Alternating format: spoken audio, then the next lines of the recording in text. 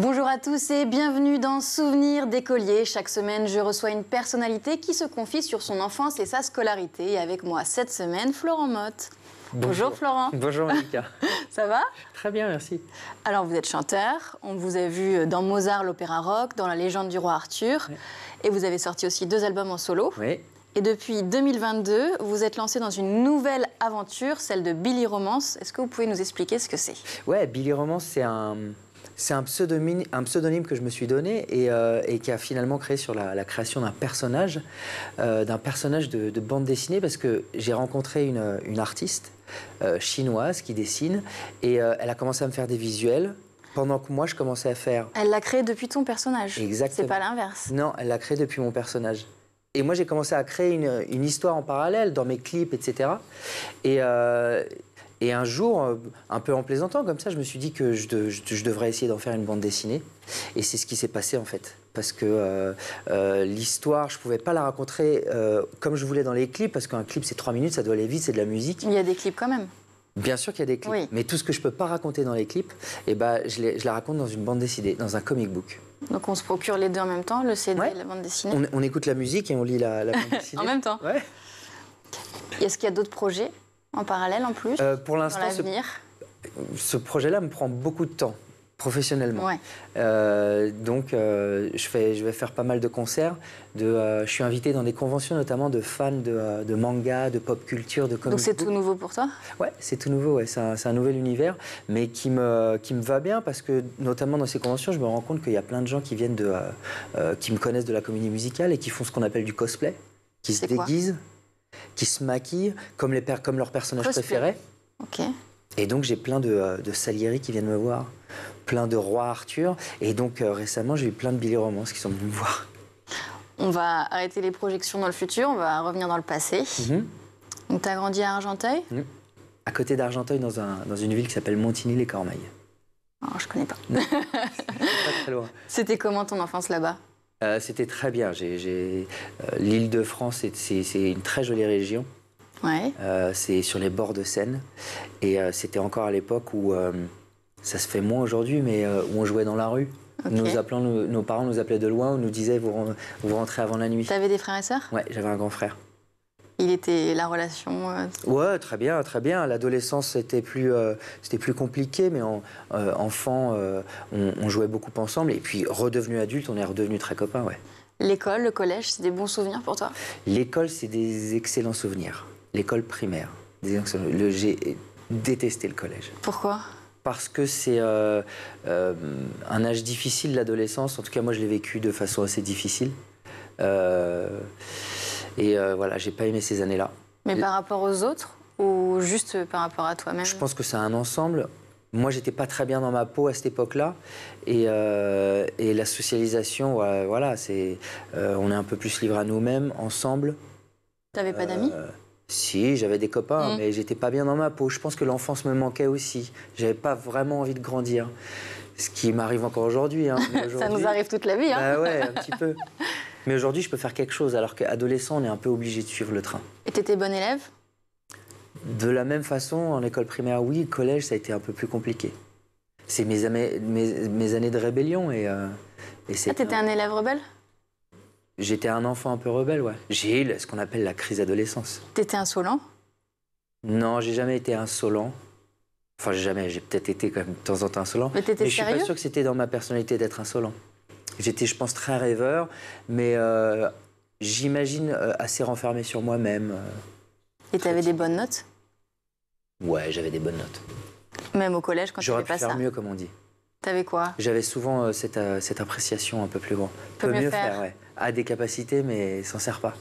Mais t'avais la moyenne, quoi. Ouais, j'avais la moyenne. Un peu plus? Ouais, un petit peu plus. Juste ce qu'il fallait. Alors qu'enfant, à l'école primaire, j'étais plutôt... je faisais partie des meilleurs. Donc l'école primaire, tout va bien. J'ai adoré. Arrivé au collège? Tout va mal. Non, pas tout va mal. Tu te cherches, en fait. Peut-être que tu es aussi finalement plus connecté à qui tu es et perturbé, quoi. Bah, un petit peu moins connecté, justement. Je pense qu'on devient une autre personne quand on arrive à l'adolescence. Tu grandis, oui, mais justement, ça veut dire que tu as connaissance du... C'est ça que je voulais dire, c'est que tu as conscience du changement qui est en train de s'opérer, quoi. Ouais, tu as conscience du changement, mais tu sais pas tellement quoi en faire. Ni comment faire. Il n'y a pas de... On a peu de notices d'utilisation de l'adolescent sensible, qu'on devient. Oui, très sensible. Est-ce qu'au lycée, ça s'améliore? Au lycée, ça s'améliorait un petit peu, ouais. Au lycée, ça s'améliorait. Le bac? Si, ça allait mieux, ouais, le bac, ouais. Mais là, j'étais un peu moins bon à l'école. Ah, t'as eu le bac du premier coup? Ouais. Bon, ça va alors. J'ai redoublé ma seconde. T'as redoublé arrivé au lycée en fait. Exactement, alors. ouais. Si je te demande un souvenir d'écolier précis là tout de suite, à quoi tu penses? Boom de fin d'année. C'était quand? Quelle classe? Je sais pas, ça devait être en... Mais justement, peut-être celle de CM2. Ça a commencé au CM2 les booms? Non, ouais, à peu près, ouais. Les booms de fin d'année, mais de l'école, organisés par l'école, ouais. Et vous, j'ai jamais eu ça, moi. Tous au revoir. Ah ouais? Non. Ah, t'as raté le meilleur dans l'école primaire, les Fête booms. de fin d'année, en fait. Ouais. Mais c'est quand même un moment où vous dansiez? Ouais, il y avait eu des booms. Je n'avais pas ça. Un moment drôle alors? Un moment de bonheur? Ouais, sympa. Non, encore une fois, l'école primaire, moi j'ai beaucoup aimé. On était encore des enfants et on avait l'impression de pouvoir jouer un petit peu toute la journée. J'ai des très bons souvenirs. T'avais pas envie de travailler en fait? Si, l'école c'était... Mais c'était vraiment très intéressant parce que c'est l'âge où on apprend à écrire, à lire. Et donc il y a un tout nouveau monde qui s'offre à nous, celui de la lecture notamment. On devient un petit peu plus indépendant tout en restant des enfants. Donc on est encore vus comme des enfants, donc maternés, choyés. Alors que... On est encore des enfants 2 mois après quand on arrive au collège, mais on doit être des adultes en arrivant au collège. Moi, ça a été violent avec moi. En fait. Pardon, ouais. T'avais envie qu'on s'occupe de toi. T'as trouvé que t'étais un peu trop livré à toi-même, en fait. Non, ouais, c'était pas qu'on m'a... Peut-être la peur de l'abandon. Peut-être que t'as mis le doigt dessus. Mais je pense pas. Je pense que j'avais pas envie de grandir. Et j'aimais pas trop ce monde-là. Est-ce que t'as le souvenir d'un prof préféré? Ou marquant? Je me souviens de tous mes professeurs d'école primaire, tu vois, plus que du collège. Bah, au collège, j'ai compte, beaucoup moins de souvenirs d'eux. Il y en a un qui t'a marqué plus que les autres? Non, tous. Mais ma mère était institutrice. D'accord. Dans cette école-là. Elle n'a jamais été mon institutrice. Ah oui. Mais donc tous les autres instituts, je les connaissais. C'était des amis de la famille. Et donc, j'avais toujours un petit peu ce rapport, peut-être un petit peu particulier, pas forcément privilégié, mais un petit peu particulier. Donc, qui a cessé après, une fois que tu arrives au collège?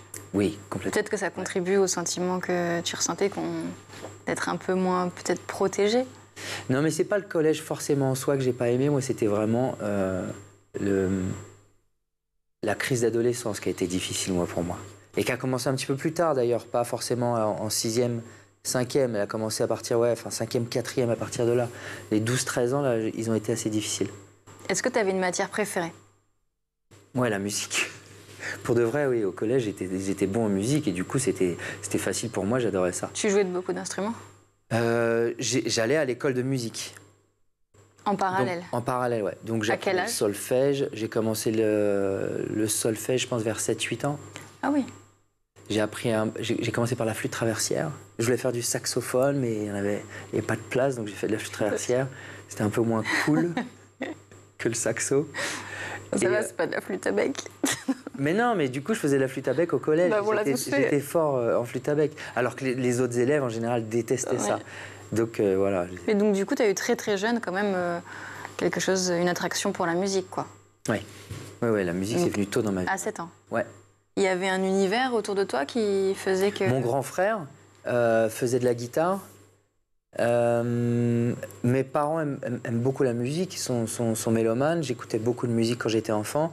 Et je pense, je sais pas, après, j'ai eu de la chance, j'ai vu des gens autour de moi, j'ai vu des instruments. Il y avait un de mes instituteurs à l'école, justement, qui jouait de la guitare aussi. En cours? Ouais, qui nous faisait de la guitare en cours. Comme c'était un ami de la famille, de temps en temps, on allait manger chez eux, donc je pouvais jouer de la guitare là-bas. Je pense que c'est comme ça qu'est née ma passion de la musique. Et le chant? Et le chant, il est venu au fur et à mesure. J'ai fait de la chorale au collège. Ça, c'était vachement bien. Et mais tout de suite, on te fait remarquer que tu as une belle voix. Non, pas la chorale. Donc toi, tu n'en as pas conscience à ce moment-là? Non. C'est après, en faisant des groupes, vers 14-15 ans, que je me suis mis à chanter. Je me suis mis à chanter un petit peu en autodidacte, plus tard. Le théâtre, la comédie, ouais. Ça apparaît quand? Dans ces années-là, année collège, je me souviens avoir fait un petit peu des ateliers théâtre, ce genre de choses. Mais dans la famille, c'était pas moi, j'étais le musicien. Dans ma famille, j'ai un comédien qui, petit, faisait le clown tout le temps entre... C'est ton grand frère? Non, c'est mon cousin, qui s'appelle Clément Parmentier et qui a un duo qui s'appelle Les Décaféinés. Ok, donc lui, c'était le rôle qu'on lui avait... Ouais, lui, c'était sa spécialité. Mais ça ne veut pas dire que tu n'as pas le droit... Non, mais la comédie, c'est venu bien plus tard, en faisant les premières comédies musicales. Ah aussi, je dirais que c'est vraiment à ce moment-là. Et du coup, tu n'as pas pris de cours de théâtre avant, plus jeune? Non, pas tellement. Un petit peu au collège, on avait monté quelques pièces, mais... Est-ce que tu as toujours su ce que tu voulais faire? Oui. Depuis l'âge de 7 ans? J'ai toujours rêvé, depuis l'âge de 12, 13, 14 ans. J'ai toujours rêvé de faire de la musique, ouais. En pensant que c'était impossible. D'être musicien, là, pour le coup? En pensant que c'était impossible d'être musicien, d'en faire mon métier. Auteur, compositeur, interprète. Tu ne savais pas que ça, c'était possible à ce moment-là? Non. Est-ce qu'il y a un autre métier que tu aurais envisagé faire? Qui n'a rien à voir avec cet univers? Rien à voir, non, mais il y a plein de choses qui me passionnent, mais je suis passionné un petit peu en devenant plus âgé. La physique, par exemple, les planètes, l'archéologie, l'histoire, toutes ces choses-là. Malheureusement, jeune, ça ne m'intéressait pas trop. C'est venu un petit peu plus tard. J'aurais aimé être bon en sciences et m'intéresser plus à la physique, à la chimie, à ce genre de choses. Donc finalement, dès l'âge de 7 ans, c'était la musique et rien d'autre. Et ça, en cours, c'était entendu par les professeurs? Entendu par...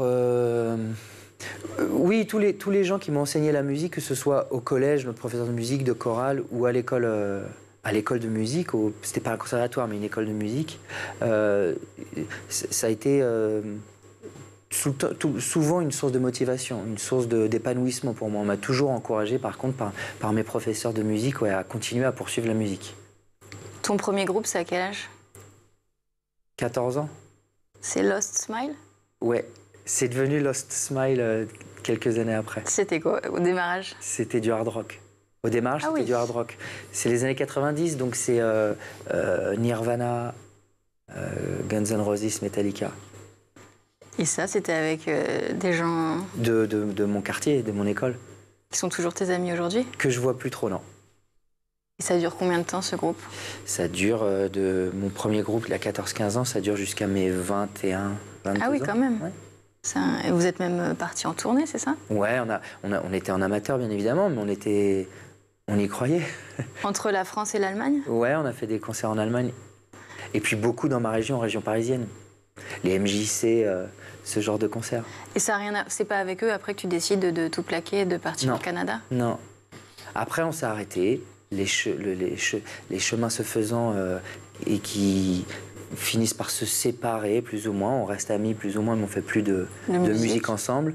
Et donc, moi, je décide en effet, j'ai toujours rêvé de partir vivre à l'étranger, de partir vivre un peu à l'aventure et d'apprendre notamment l'anglais, d'apprendre une autre langue.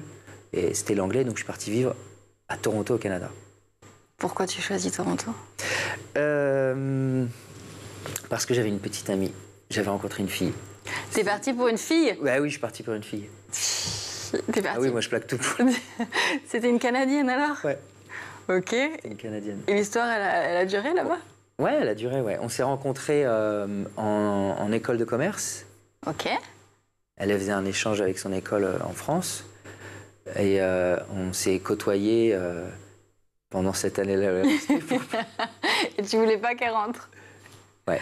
Mais il fallait qu'elle rentre, elle allait partir faire un MBA. Et moi, je l'ai suivie en me disant que c'était l'occasion ou jamais. Toi, tu avais terminé ton école à ce moment-là? Je venais juste de terminer mon école. Ouais. Ok, donc tu pars... Je venais juste d'avoir un master. Ouais. Et tu n'aurais pas pu poursuivre là-bas? J'avais pas poursuivre mes études? Ouais, là-bas. J'avais pas l'ambition de poursuivre mes études. J'avais pas l'ambition, par exemple, d'aller faire un MBA et de poursuivre dans mes études de commerce, de business. Ça m'intéressait pas trop. Je voulais faire de la musique, encore une fois. J'étais encore... Le plan, c'est donc de la suivre et de percer à Toronto? Ouais. Okay. Le plan, c'était de la suivre. Heureusement qu'on est un peu inconscient, mais non. T'avais quel âge à ce moment-là? Bah, j'ai 23, 24 ans. Donc là-bas, tu vis de quoi? Tu te produis? Tu remontes un groupe?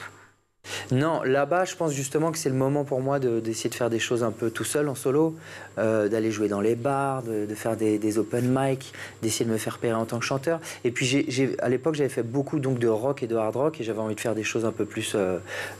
C'est à l'opposé total de ton univers C'est pas l'opposé de total. celui dans lequel on t'a découvert, en tout cas. Notamment Mozart l'Opéra Rock, on m'avait un peu pris parce qu'il y avait déjà un petit peu ce côté un peu rock, un peu dark dans le personnage de Salieri qui m'allait bien à l'époque. Après, j'ai fait des choses plus calmes, on va dire, plus cool. Justement, alors Mozart l'Opéra Rock, ça arrive comment, puisque c'est en France, que toi, tu es au Canada? Alors moi, je suis au Canada, donc tu me demandais comment je vivais. J'ai fait un peu tous les jobs, j'ai été serveur notamment. Puis, grâce à mon diplôme, j'ai quand même réussi à trouver un vrai job un peu dans le marketing, dans l'analyse de vente, ce genre de choses, mais ça me plaisait vraiment pas. Ça devenait un peu difficile à vivre pour moi de le vivre. Et donc, je me suis... j'ai pris mon courage à deux mains, je me suis dit, je vais essayer de faire que de la musique tous les jours pour essayer vraiment de percer, quoi. Et je me suis fait repérer sur MySpace, donc un des premiers sites de réseaux sociaux où on pouvait poster nos musiques, et je me suis fait repérer sur ce site-là par les casteurs de Mozart l'Opéra Rock. Tu prends ça au sérieux au début quand tu reçois le message? Assez rapidement, je me rends compte que c'est une vraie opportunité parce que je connaissais le nom de Dovatia parce qu'il avait fait à l'époque notamment La Nouvelle Star. Et donc je connaissais ce nom-là. Qui t'a porté bonheur par la suite? Ouais, bah oui, de ouf. C'est un peu ton mentor, non? Oui, on a travaillé pendant longtemps ensemble, ouais. Je l'ai retrouvé, moi, sur La Légende du Roi Arthur. Combien de temps après, justement, cette seconde Roi Arthur musicale? Ouais. Roi Arthur, c'était en 2015. C'était 4 ans après, 3 ans après, 3-4 ans après Mozart. Oui, donc vous n'êtes pas vraiment lâché, quoi. Non, ouais. Et du coup, donc, ils te contactent sur Internet, mais tu dois venir passer des castings ou des essais. Donc tu fais un aller-retour pour... Et là, tu sens que que ta vie va changer? Je sens qu'ils sont très intéressés, mais moi, je vivais au Canada, et puis... Tu es toujours avec ta copine? Ouais, je suis toujours avec ma copine. Pour qui t'es plaqué? Tu vois, la je me suis pareil. Mince alors. Bah ouais. Alors pour le coup, après c'est la vie, mais c'était peut-être le moment aussi où ça allait pas forcément aller plus loin entre nous. C'était le moment. Après c'est le destin. Bah, ça faisait 4 ans, un truc comme ça, 3, 4, 5 ans. Et moi, je leur disais que non, je rentre au Canada. Moi, j'ai ma vie au Canada, j'ai mon visa que je dois renouveler. Si je rentre pas à telle date, je vais pas pouvoir rentrer. Et je crois que ça a fini de les convaincre que... Il te fallait toi, absolument. Ouais. Parce que tu voulais pas tant que ça. C'était maintenant ou jamais. Et c'est un carton. Ouais. Toi, après, tu as même une reconnaissance, l'Energy Music Award, révélation francophone de l'année en 2010. Ouais. Tout va très vite, j'imagine, à ce moment-là. Comment tu vis les choses? Moi, plutôt bien, même si parfois ça peut aller un peu trop vite, c'est vrai. Je l'ai vécu très bien, tant qu'on était en troupe, tant qu'on était tous ensemble. Et en plus, j'avais eu l'habitude de ça avec mes groupes, de vivre tous ensemble, de partager le poids des tâches, mais en même temps du succès, etc. Et de se retrouver tout seul, à un moment, de partir en solo, ça peut être effrayant, mais en même temps, c'est ce dont j'avais rêvé toute ma vie. Et donc, voilà, on vit les choses à fond. Tu es toujours en contact avec la troupe Ouais, bien sûr. Alors pareil, les chemins se séparent un petit peu, mais de temps en temps, on se retrouve. Ouais. Et après, de la deuxième comédie musicale? J'ai fait d'autres rencontres sur cette deuxième comédie musicale. Bah oui, tu as rencontré ta femme. J'ai rencontré Zao, voilà. Ça, c'est la belle histoire. Bah oui. Et justement, est-ce que c'est peut-être cette comédie-là qui va plus te marquer, finalement? Bah, elle m'a marqué d'une manière assez différente. Mozart, elle m'a lancé, c'était un peu la chose, l'événement un peu inespéré dans ma vie, que j'avais poursuivi toute ma vie. Et puis la deuxième, le Roi Arthur, sans elle, j'aurais pas rencontré ma vie, j'aurais pas cette vie que j'ai aujourd'hui, je ne serais pas papa. Et donc, de la même façon, je suis éternellement reconnaissant de ce que la vie a bien voulu me mettre sur mon chemin. C'est encore une comédie de Dovatia? Oui. Donc lui, oui, Dovatia, ouais, c'est vrai, j'ai une il belle t'a étoile, lancé, hein. il te fait rencontrer ta femme, la mère de ton enfant. Ouais, c'est... Ouais. Donc justement... Si tu nous regardes, Dove, merci. Bien sûr, il te regarde. Et là, vous êtes encore en contact? Par exemple, quand tu décides de lancer ton nouveau personnage, est-ce que tu lui en parles? Est-ce que c'est quelqu'un que tu consultes?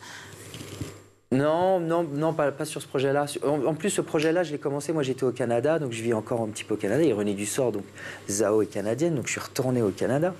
Vous êtes reparti vivre au Canada? Elle est canadienne, elle vit au Canada, et donc quand on a commencé à se rencontrer, on faisait plein d'allers-rets-retours, voilà. D'accord, mais là vous êtes où? On vit entre le Canada et la France. Encore maintenant? Ok. Donc du coup, c'est plutôt à ta femme que tu parlais de ton projet finalement. Ouais, Elle est bien dans sûr. le même univers que toi. Donc. Mais exactement, c'est avec ma femme notamment, ouais. Je pense avoir de la chance. On m'a dit à un moment au début, quand on était ensemble, fais attention, c'est dur d'être deux artistes ensemble. Moi, je pense qu'au contraire, c'est une chance. On comprend ce que vit l'autre. Les moments difficiles, les moments où on travaille énormément, et puis on partage les succès aussi. Et vous n'avez pas envie de faire quelque chose ensemble? On l'a fait sur le roi Arthur. On a fait Naïm. On se fait. Ton fils. Ouais, exactement. Ouais. On écoute beaucoup les choses l'un de l'autre et ouais, on s'aide beaucoup, on en parle beaucoup. C'est cool ça. Si tu le veux bien, on va passer à la dernière partie de l'émission, celle où on parle spécifiquement de l'école. Déjà, quel regard tu portes toi sur l'école d'aujourd'hui? Je ne sais pas à quel point elle a changé par rapport à moi quand j'y étais. Je suis témoin de ce que mon fils vit. Pour l'instant, il est en école maternelle. Mais du coup, il est scolarisé où? Il est scolarisé à Paris. D'accord. Il est scolarisé à Paris, il va dans une école maternelle que je trouve super innovante. Ils font beaucoup de sorties. Alors ça, c'est la chance d'être à Paris. Ils font beaucoup de sorties. Le métro, c'est facile d'accès. On peut facilement aller voir des musées, aller au cinéma, ce genre de choses. Et j'imagine que ça doit être beaucoup plus difficile, notamment en province, pour faire ce genre de choses. Il y a d'autres activités, ouais. Non, mais sortir, à chaque fois, j'imagine que ça doit être des sorties scolaires en bus. Organiser ça doit être un peu difficile. Nous, on se relaie, donc moi, j'y vais en tant que parent, je les accompagne, je fais la circulation, ce genre de choses, c'est assez sympa. Ah, toi, tu fais les sorties scolaires? Si je peux, ouais, bien sûr, ouais. Ah, ouais. Et toi, sur le niveau de l'enseignement, de l'égalité, des élèves, des parents? Moi, j'aimerais bien voir l'école enseigner des choses qui pourraient nous aider dans notre vie future, notamment le fait de savoir gérer notre argent. Tu voudrais qu'on enseigne ça? Ouais, savoir... Pas dès l'école primaire, quand même. Si, je pense qu'on peut assez facilement enseigner dès l'école primaire des notions, voilà, bien sûr, la finance, c'est des choses qu'on apprend bien plus tard, mais je pense que c'est des choses qu'on peut apprendre, ou des choses plus terre à terre, notamment. Administratif. Ouais, administratif, mais c'est vrai que c'est difficile. Moi, j'ai gros problème avec ça, l'administration. Mais j'ai senti que c'était vraiment personnel, quoi. Mais non, mais il y a un homme politique qui a dit ça, qu'il avait la phobie administrative et tout le monde lui est tombé dessus. Moi, je comprends ce qu'il veut dire. Je comprends ce qu'il veut dire, c'est horrible. Mais non, mais ou par exemple, ce serait bien d'enseigner la cuisine, par exemple, d'enseigner le jardinage et surtout d'enseigner aux enfants à vraiment penser par eux-mêmes. Moi, c'est ça que j'aurais bien aimé qu'on m'apprenne parce que les regards critiques, par exemple, la philosophie, on me l'a enseigné qu'en première, en terminale. Ouais. J'ai trouvé ça très abstrait. Et je pense que si on commence un petit peu plus tôt à enseigner ça, ça peut aider notamment les esprits à s'ouvrir un peu plus rapidement. L'école de demain, pour toi, c'est quoi? Je pense que c'est ça. C'est être plus proche de l'écologie, notamment, des vrais enjeux de notre société pour demain, quoi. Essayer de pas fabriquer des futurs forcément dirigeants, des futurs leaders, mais plutôt des futurs penseurs, des gens qui vont avoir des idées pour nous sauver de nous-mêmes, en fait. Traditionnelle ou futuriste? Tu la vois à l'école? J'aimerais bien l'avoir futuriste. Et en termes de technologie, je sais pas. Parce que ton petit garçon, là, il va vivre et grandir avec les réseaux sociaux, par exemple. Ouais. Est-ce que c'est quelque chose qui t'effraie? Je pense qu'il y a des vrais dangers avec les réseaux sociaux. Je pense qu'il faut vraiment très le réguler. En tant que parent, moi, mon enfant n'a pas accès aux réseaux sociaux. Ah oui, il a accès, bien évidemment, parce qu'il est aux écrans, il a accès aux dessins animés, ce genre de choses-là. Les réseaux sociaux, je vais essayer de l'en préserver le plus longtemps possible. Je pense aussi que c'est une chance que grâce à Internet, on a accès à une connaissance presque infinie. Ouais, toi, tu es dessus aussi pour ton métier, donc... Moi, j'ai vécu les deux. J'ai vécu l'apparition des téléphones portables, l'apparition de l'Internet. Donc, cet accès à la connaissance complète de l'histoire entière, de la connaissance humaine, alors qu'avant, c'était pas si difficile que ça. Il fallait ouvrir une encyclopédie. Mais maintenant, ça fait partie bien plus de nos habitudes et je trouve que c'est une chance aussi. Est-ce qu'avec Zao, tu compares aussi le système éducatif qu'elle a reçu et celui que toi, tu as reçu, l'éducation, non? Elle a grandi en Algérie. Donc, elle, c'est le système éducatif algérien. Oui, ils sont très performants en mathématiques, je crois, là-bas notamment. Ouais. Beaucoup plus que peut-être au Canada. Je ne veux pas dire de bêtises, mais je sais qu'ils ils étaient très axés sur les sciences, notamment. Ouais. La question qui se poserait, c'est de comparer au système canadien, que j'ai encore un petit peu de mal à cerner. J'ai pas d'exemple très concret. Donc, pour l'instant, ton petit garçon, c'est sûr qu'il sera dans le système français. Non, pas sûr. Je pense que par contre, ce qui peut être très bien pour lui, c'est d'avoir de voir les différences. Donc s'il peut aller un moment dans le système canadien et se confronter justement à une autre façon de penser, à une autre façon de voir les choses, à une autre façon d'apprendre, je pense que ça ne peut que lui être bénéfique. Et la musique? Et la musique. Est-ce qu'il faudra l'enseigner davantage à l'école? Est-ce que... Possiblement, je trouve que ça a toujours été une très bonne chose qu'à l'école, on enseigne les arts, la musique, les arts plastiques, le théâtre. Mais tu milites pas pour plus de musique? Si, évidemment, il faudrait que ce soit mieux enseigné. Je me souviens qu'à l'école, moi, c'était très facile pour moi et parce que ça me plaisait énormément. Tous les autres élèves détestaient la flûte à bec, mais je suis sûr qu'on l'enseigne plus de cette façon-là aujourd'hui. Flûte à bec, ouais. Voilà, je pense que ça t'a marqué toi aussi, la flûte à bec. Ouais, j'aime pas trop. Non, mais peut-être écrire, par exemple, notamment le fait d'être auteur. Ça, c'est pas quelque chose qu'on encourage. Pas tellement, je sais pas. J'ai eu des ateliers d'écriture un peu plus jeunes, mais il faut peut-être l'encourager. Dans ton imagination, dans comment tu vois l'école demain, il y a quelque chose dont tu voulais me parler? J'en parlais avec une amie à moi qui est maman aussi, et dont les enfants sont un petit peu plus grands, ils vont à l'école. Et elle se rend compte que... Ils ont quel âge? La plus grande, elle a 14 ans. Et que l'adolescence est vraiment un moment difficile, c'est un moment où notre corps est bouleversé d'hormones et on n'a pas notamment du tout le même rythme. Notamment les enfants, et c'est vrai, je me souviens de ça, moi jusqu'à tard, j'étais hyper fatigué tous les matins alors qu'on était plein d'énergie le soir. Et elle émettait l'hypothèse qu'il faudrait peut-être essayer de trouver une école qui puisse commencer plus tard dans la journée, à 14 ou 15 heures. Si les enfants peuvent continuer d'aller à l'école jusqu'à 22, 23 heures, voire plus tard, parce que moi, je me souviens me coucher, ne pas réussir à me coucher avant 2, 3, 4 heures du matin quand j'étais ado et avoir beaucoup de mal à me lever le matin. Et donc à être très peu attentif à l'école parce que trop fatigué. Ça serait un vrai bouleversement. Ah oui, ce serait un vrai bouleversement, surtout pour les professeurs. Parce que ça voudrait dire qu'il faudrait qu'eux travaillent le soir. On prend note, mais... Mais je sais que ça se fait beaucoup au Canada, notamment d'avoir des cours du soir et de travailler le soir à l'université jusqu'à 23h minuit. C'est la théorie de comment elle s'appelle, ton amie? De Béa.